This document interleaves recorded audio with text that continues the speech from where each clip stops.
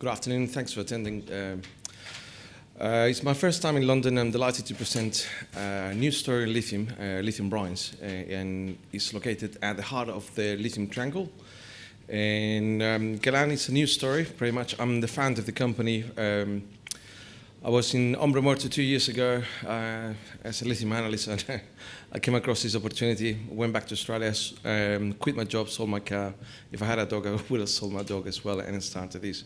It's very, there's a bit of passion here because this is all, there's a big drive to get this where it is, and it's been really hard 2 years, but really enjoyable at the same time. So why Hombre Muerto? Hombre Muerto is the second best salt flat in operations in the world today. It has a combination of high-grade, low impurities. Hence, it has a perfect setting for lithium brine conversion from lithium brine to lithium carbonate. And also, it is a proven formula. You got big companies operating there like Livent Corporation, and recently POSCO just acquired a large portion of the Sal de Vida from Galaxy on the northern part for $280 million in March this year. So this is quite recently. We're highly active. I push everything that I got, and I got a really sound, strong team in Argentina. Most interesting, we have access to water. Our low-grade brines can be reversed, is amicable for reverse osmosis, and the waste from that reverse osmosis is enhanced brine, mid-grade, that can be treated and put it into the plant. So meaning that we have no waste within our resource. We came out with a maiden resource not long ago, and that was within 8 months, and that was released 6 weeks ago. We have a second resource on the western tenements of our project coming up very soon.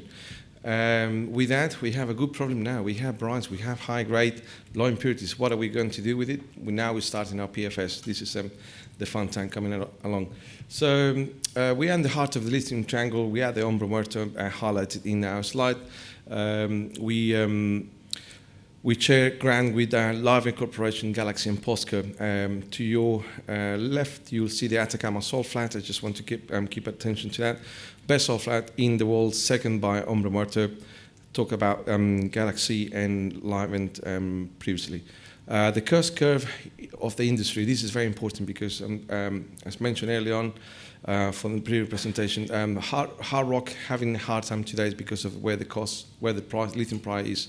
The lithium price today is very high in terms of what it was 5-6 years ago, but not so much for the hard rock lithium producers, and I'll explain a bit more in the next slide. This is a very simplified version of the world of lithium carbonate today.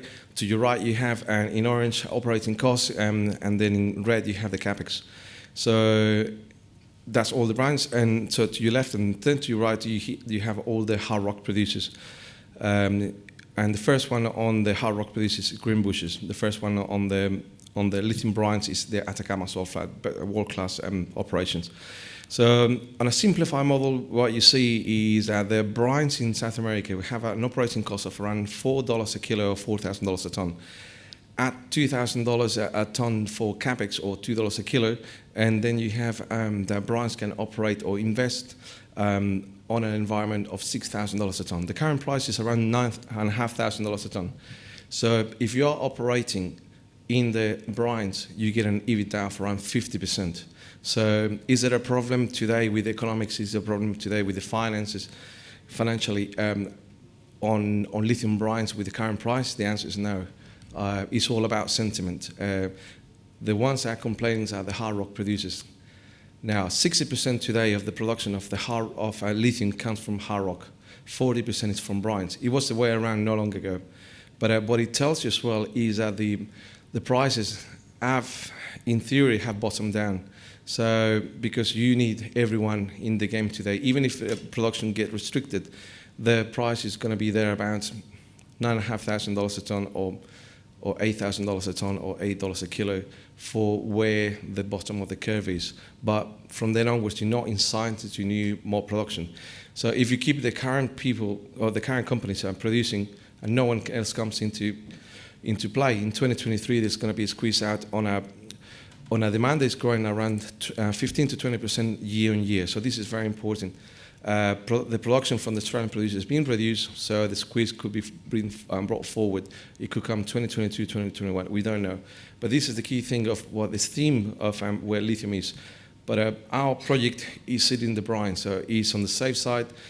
What we are promoting is that we have a long-term investment view of where we are with brines. You know, once we've seen CapEx, we can be there for 20, 30 years. A bit more on the hard rock side. This is similar thing. We add $2,000 a ton extra, and then we can compete with Australians. No problems, you know, we can be there in the long term. The margins get squeezed a bit more, but we can compete as a lithium hydroxide. Do we want to get there? The answer is no, because margins are bigger as lithium carbonate, and also gives us more flexibility to sell the lithium carbonate technical grade if we want to, and also the where the next technology is going 5-10 years time is solid state batteries. So, and the reason is because they are safer. They don't get caught on fire in an accident when you see cars. Lithium batteries getting pierced today, and then they will start getting caught on fire. So where's Galan in all of this? You know, the exciting bit is where the circle is. So this was an idea 2 years ago. We got on drilling, we got a resort, you see in the circle, but names start repeating themselves. You know, this graph shows high grade to the highest grade to your right, and the lowest impurities on the bottom left. So you want to be low in magnesium and high in grade. So in the circle, if I start reading the names start repeating themselves: Hombre Muerto POSCO, Hombre Muerto Galaxy, Hombre Muerto Livent. Also, you'll see Olaros, which is Oro Cobre. You see 3Q, Ganfeng, and us. A bit more complexity. If you want to look at the ratio of lithium to magnesium to lithium to sulfate, the less impurities you have, the quicker it is to clean, and less cost to do so. So that translates into operating costs, and the operating cost for Atacama sulfate is around $2,500 a ton.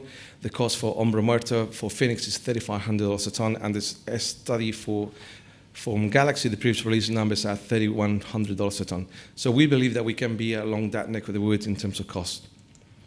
We are a highly tight company with 140 million shares on issue for an Australian company.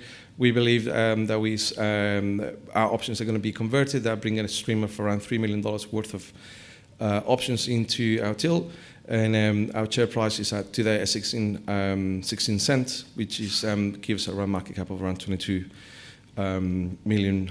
30% of the company is held by management. The top 20 shareholders is for around 47. Everyone else that we know directly is around 60%, so it's a free float of around 40%. Our board is highly experienced, and the key man that I have to add is Daniel. Daniel has been with SQM for 28 years. He left SQM because he couldn't get to top 1. I know him for the last 9 years, and actually he gave us the Elite Markets presentations early on. But he's the key man to us. Without him, we cannot become from explorer to a producer. The Hombre Muerto basin, you got Livent, you got POSCO, and Galaxy. So from them, what we done, we drill it. We came out with a resource of 685,000 tons at 672 milligrams per liter. We drilled the western tenement with highly spectacular grades that you see in the next slide here, with grades above 900 milligrams per liter and very pure with low impurities. Where does it leave us? It leaves us a very competitive position compared to our peers in Australia. So we have the high grade, we have a very competitive JORC, and from then we can think of our pre-feasibility study that we're just commencing. So there's a lot of work coming up. Our pilot plant is our next target, and we invite everyone to come and invest with Galan. And if you got any further questions, please come and see me. We got good relationship with Argentina, and we got 3 drilling permits. So within all, the company is been moving very fast in the last 18 months. We're very excited for the next 18 months. Thank you.